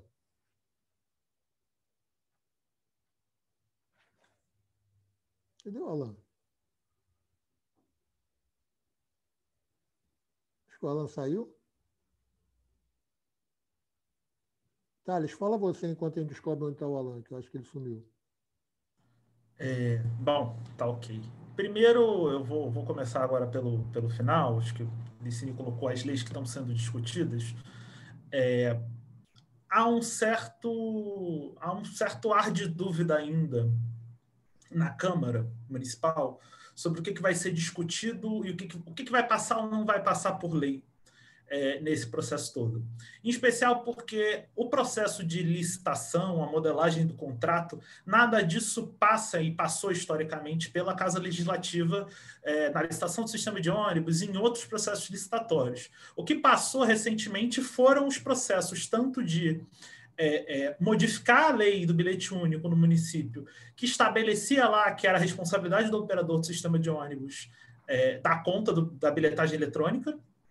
Então, isso foi a primeira coisa que passou e tinha que passar. A gente tinha apresentado um projeto de lei nesse sentido em 2019, mas a prefeitura mandou uma mensagem, a gente fez uma proposição de emendas, saiu uma coisa mais ou menos no meio termo, e, enfim, que produz um avanço nesse sentido. A outra coisa que passou recentemente foi uma lei permitindo que a prefeitura fizesse aportes no sistema BRT. Agora, esses aportes não se configuram propriamente financiamento público do sistema, porque a lógica desses aportes é que eles funcionem como um empréstimo.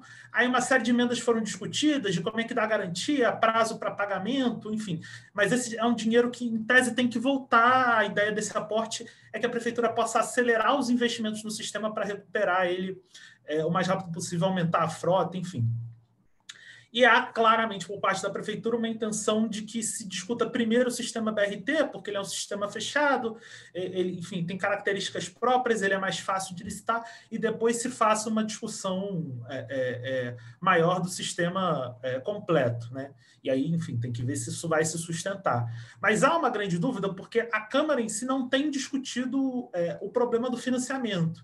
E parte disso vai ter que ser fruto de uma pressão, de um lado, do legislativo e da sociedade, e, por outro, uma disposição do Poder Executivo pelo diálogo em rediscutir as formas e os modelos de contrato. Ou seja, se a gente entrar nesse processo com uma lógica de que não, é esse modelo de contrato aqui que a gente já fez antes, é essa lógica de financiamento que a gente já usou antes e vamos embora, a gente vai ter uma dificuldade e provavelmente esses assuntos talvez nem passem pela Câmara, o que é um problema.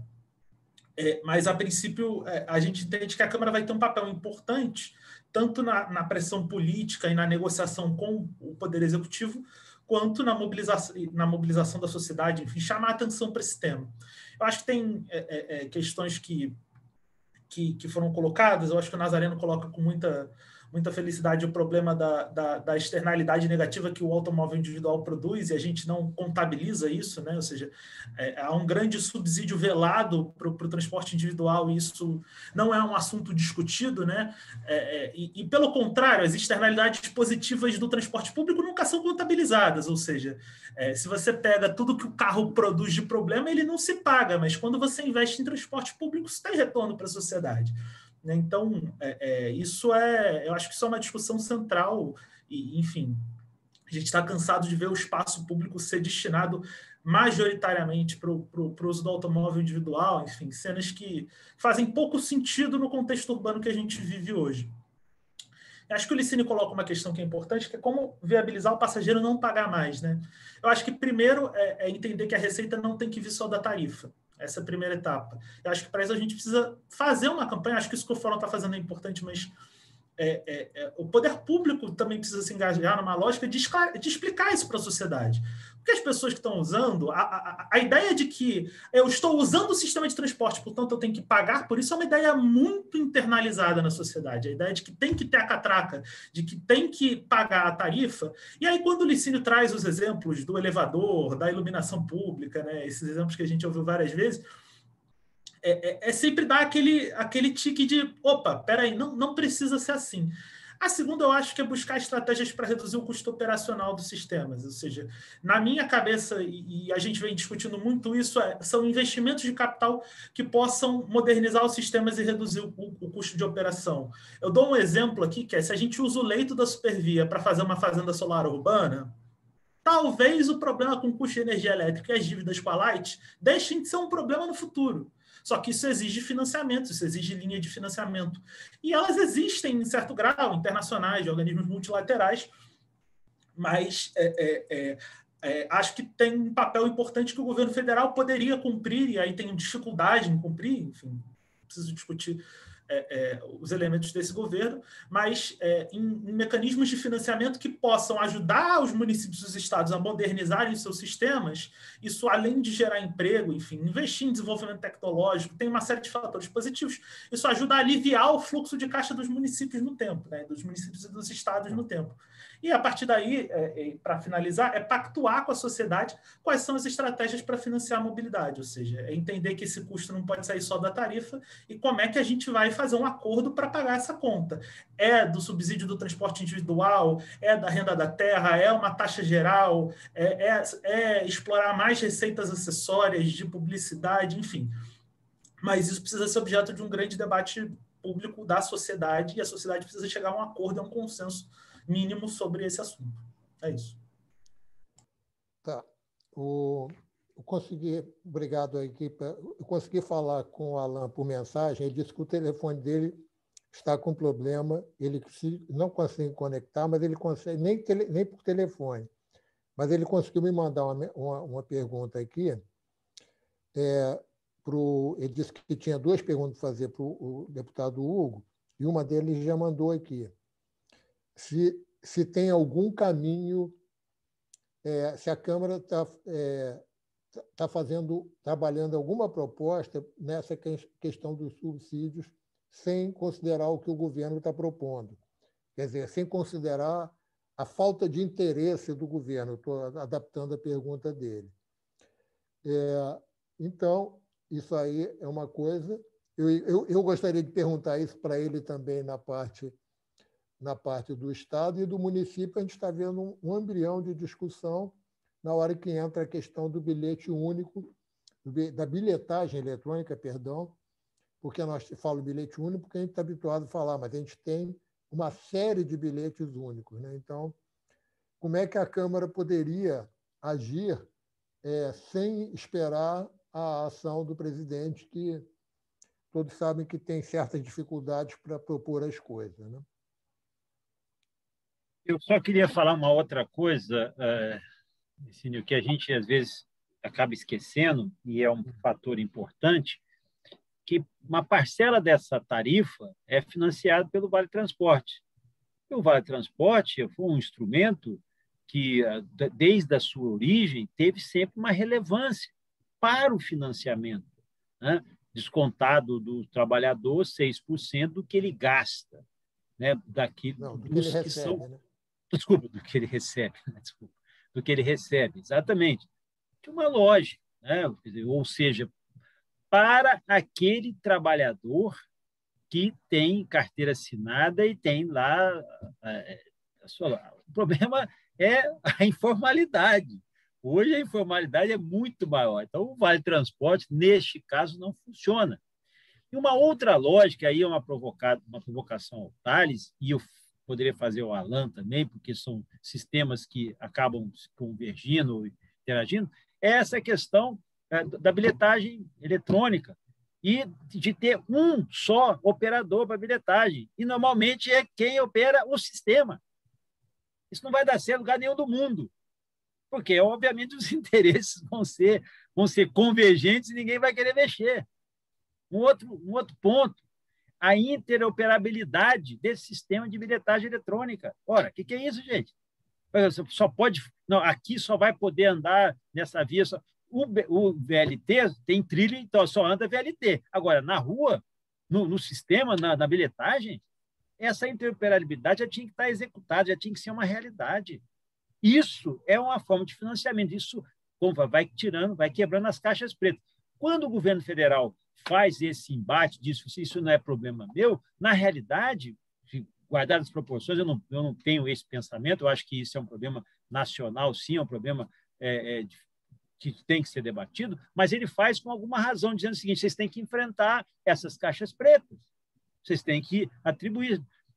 Eu repito, eu não quero financiar uma coisa que quem fiscaliza são vocês. Eu vou lembrar... Não fiscaliza, né? Sim. Eu vou lembrar aqui um ponto que é interessante. Houve, na discussão no Senado, um destaque do senador muito conhecido atualmente, Jorge Cajuru. O Cajuru, o Cajuru gravador, ele fez ele fez uma emenda que era o seguinte: olha, tá bom, eu financio, mas tem que ter transparência, tem que ter... Ele fez uma série de exigências que são naturais, que deveriam ser exercidas pelo poder público municipal ou estadual. Só que ele colocou no encargo do TCU, falou: como nós estamos subsidiando, eu quero saber como é que esses recursos foram utilizados, onde foram utilizados, que tipo de financiamento. Poxa, até foi derrotada, apesar dos fundamentos, apesar que no debate ter elementos para aprovação, ele foi derrotado por causa da dificuldade em você exercer essa fiscalização. Mas, veja, o que ficou claro, e aí das dificuldades que o governo federal faz nessa linha de financiamento. Pô, como é que eu vou financiar isso? Como é que eu vou fiscalizar isso? Eu vou remeter o dinheiro. E isso se desdobra como?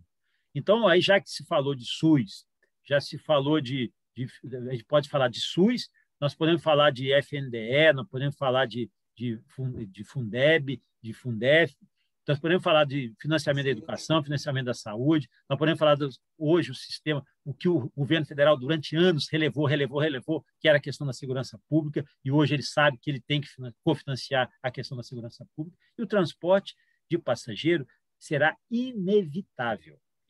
Por mais que ele queira fazer essa redoma, vai ser inevitável. Isso vai ser um problema dele, sim.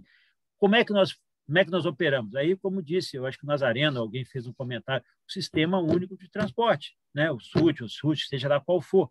E como é que ele cofinancia? Sistema Único de Mobilidade, que é o propósito. O Sistema Único de Mobilidade, vamos lá. Então, como é que ele se financia? Dentro dessa ótica. Eu me lembro muito bem, nós já criamos, né, dentro desse espectro, o SUAS, Sistema Único de Assistência Social. Ótimo. Até o cofinanciamento das entidades de assistência social, que é a responsabilidade do município, que é a responsabilidade do Estado. Nós já criamos o SUSP, Sistema Único de Segurança Pública.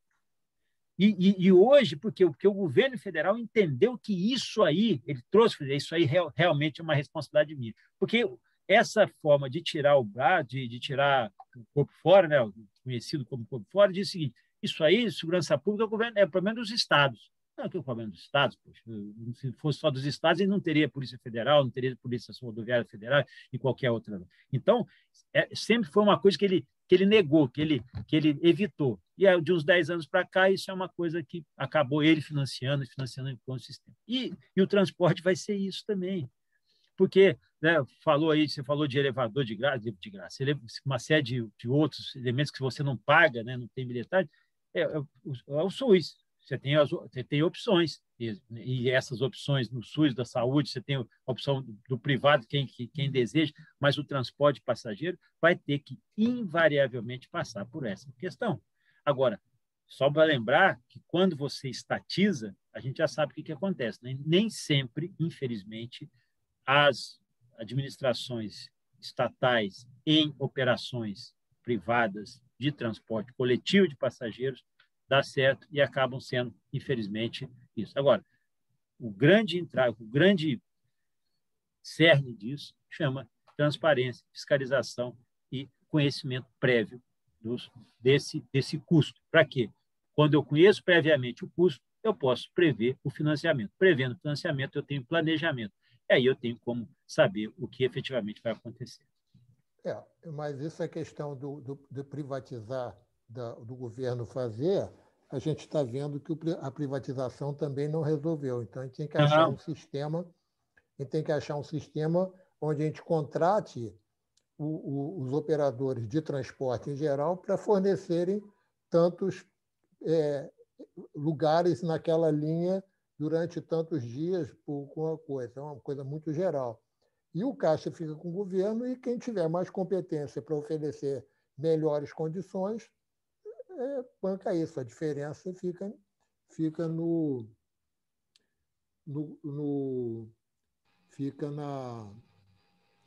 na conta do governo, que pode fazer isso, como você muito bem lembrou do CID. Tem mais gente querendo falar? Hein, Raul? Não, até o momento, não. Não, eu queria fazer uma colocaçãozinha rápida aqui. Rápida é difícil aqui, né? Mas eu queria apenas dizer o seguinte: eu estou gostando de ver o otimismo do Hugo Leal. O otimismo está daqui a 20 anos, cara. Você não notou isso. Hã? Ele é otimista, mas daqui a 20 anos só.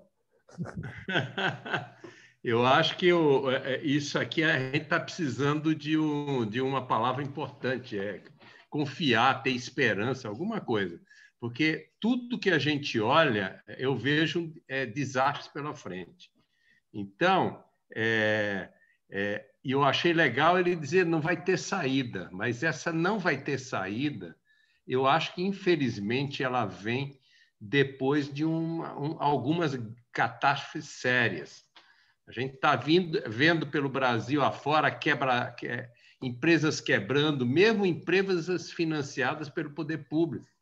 Esse é o exemplo. Imagina, aumentar a tarifa dos trens para 6,30 aí.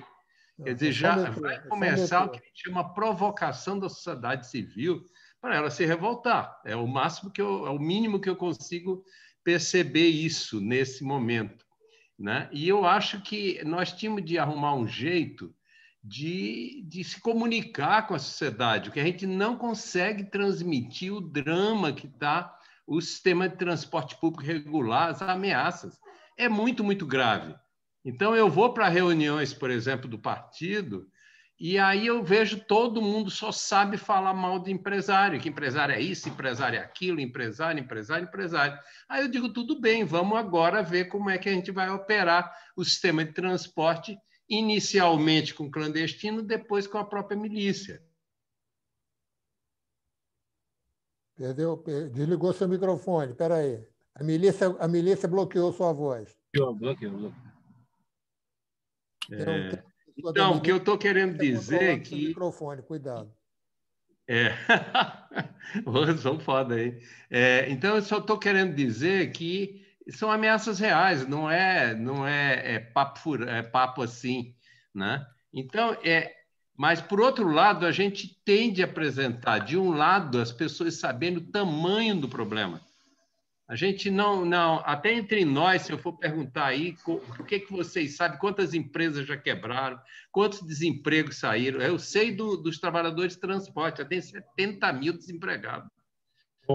Entende? Nazareno, deixa eu só ajudar no seu raciocínio aí, para acrescentar, dentro dos problemas do financiamento do transporte e a evasão do transporte, nós temos dois fenômenos aí, que um deles você conhece muito bem, que é a questão da motocicleta. A motocicleta passou a ser um fenômeno de transporte. Acabou. No Rio de Janeiro ainda existe, mas em outros estados, tanto de mobilidade quanto de transporte também, de uma certa circunstância. Segundo, de acidente. De acidente eu não vou nem discutir, estou falando só de enquanto mobilidade, e aí vai tirando passageiro também. Tá? E outra coisa, os aplicativos, com os custos que eles estão tendo, uma viagem custando 15, 20, 30 reais, eu boto 3 amigos no aplicativo, divido, pronto, fica mais barato, às vezes, do que a própria passagem de ônibus. Tá? Esse é um outro fenômeno. Os aplicativos desses que nós já conhecemos aí, ele é a famosa lotada. Lembra quando tinha lotada? A lotada retorna com essa característica, com essa pegada tecnológica. E também, o que vai acontecer?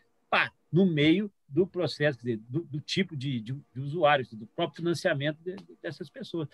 Eu vou parar por aqui, porque eu sei que nós estamos aí chegando ao final e eu vou ter que sair 7:55, porque às 8 horas eu entro numa outra entrevista aqui, eu quero estar preparado aqui também. Tá. Então, eu vou encerrar rapidamente. Eu só estou achando que a gente tem de transmitir para a sociedade o drama que é a ameaça. E a gente não faz isso. Sabe? A gente não dá dados, informações, a gente tem que tirar essa invisibilidade desse drama gigantesco do sistema de transporte. Olha que eu estou desde 73 nessa briga. Para como é que a gente vai mudar isso? Então, eu estou querendo dizer, terminando, gostei demais do nosso debate, estou muito qualificado, anotei muita coisa, vou ver como é que eu retrabalho. Depois eu quero ter um trabalho, um contato melhor com o Thales, que eu já tive, para a gente somando, né? E com o Hugo, que o Hugo é personalidade, às vezes fica difícil, né? Mas eu só quero dizer que nós precisamos conversar mais, sabe? Juntar essas ideias e ver, mas o principal que eu me preocupo, que isso que o a Casa Fluminense está fazendo. Nós precisamos envolver a sociedade para que ela não pode mais ficar... a gente deixar ela com invisibilidade sobre o tamanho do problema que a sociedade está vivendo. Eu queria agradecer muito de estar aqui nesse debate, não esperava que ele fosse tão bom. Muito obrigado, Licínio. Tá.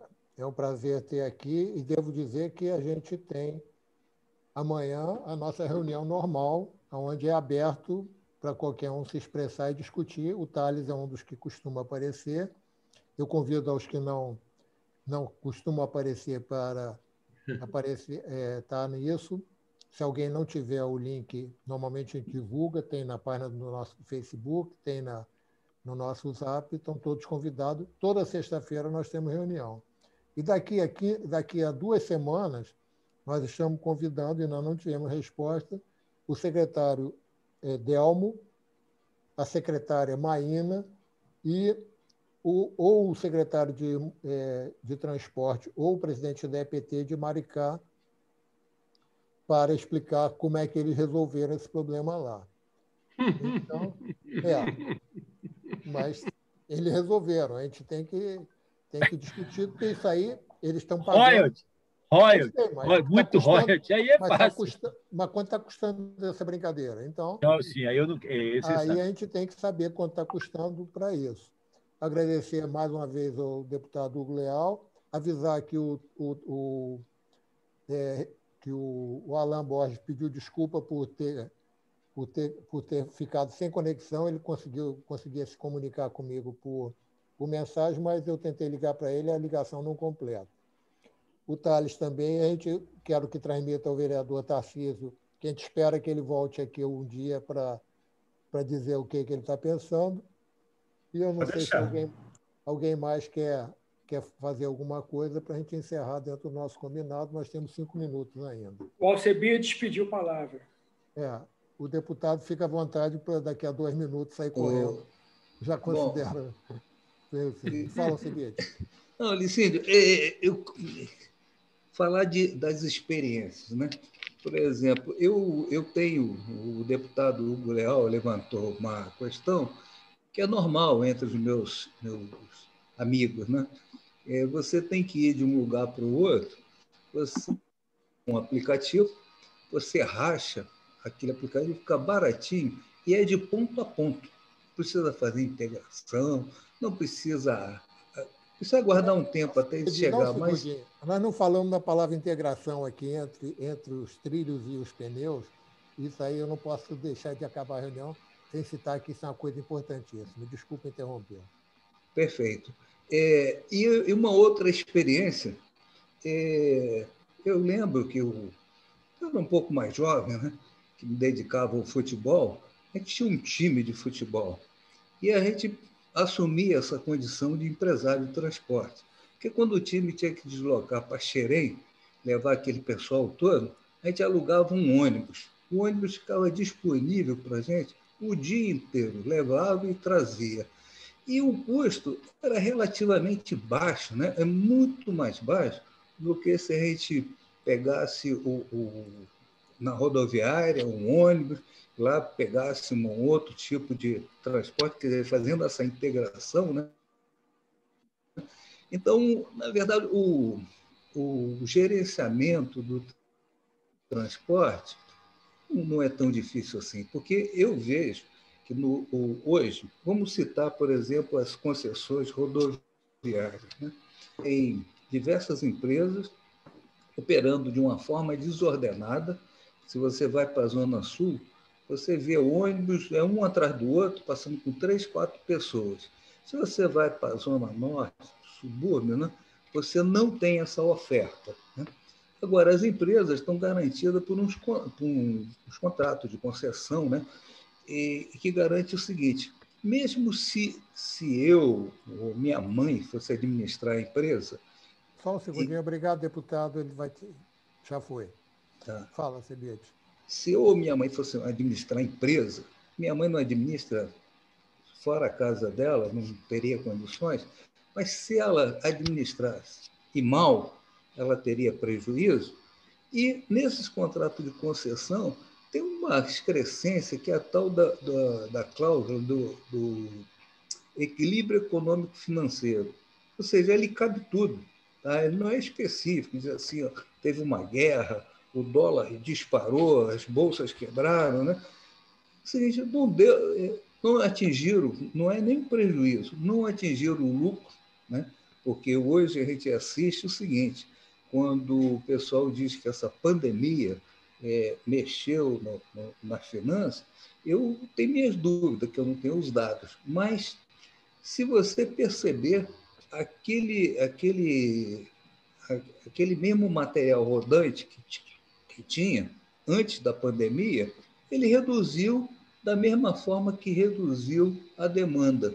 Então, não há que se falar em prejuízo, pode-se até falar em perda, né, de lucratividade.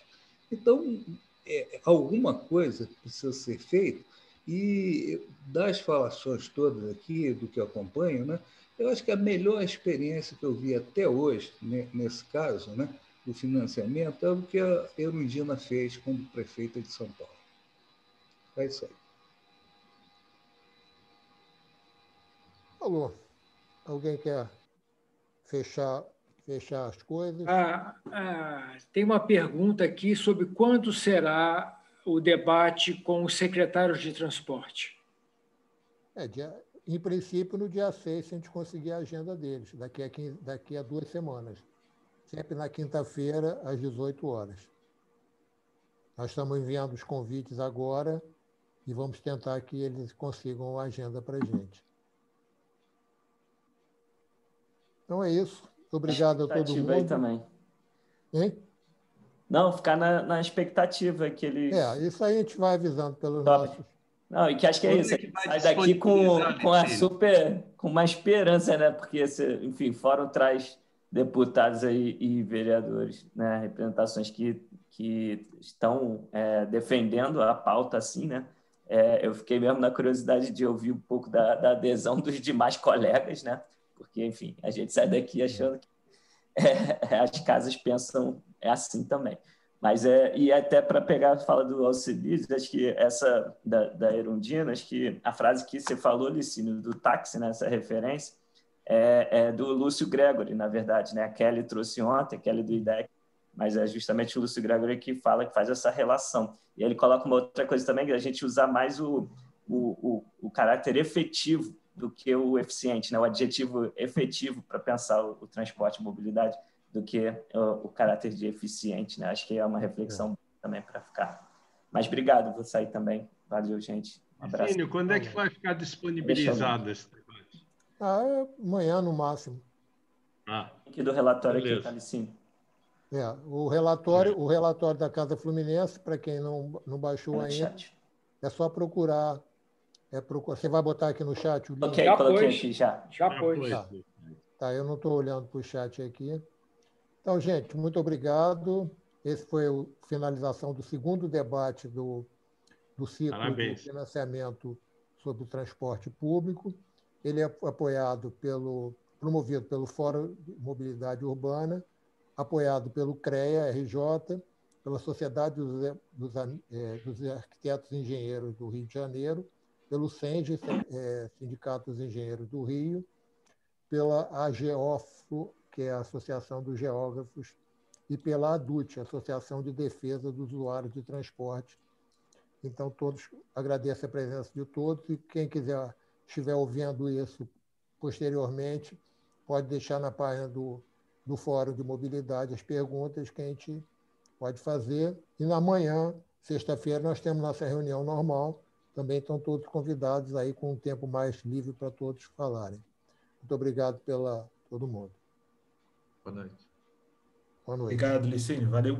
Valeu, gente. Um abraço, hein? Valeu, abraço, gente.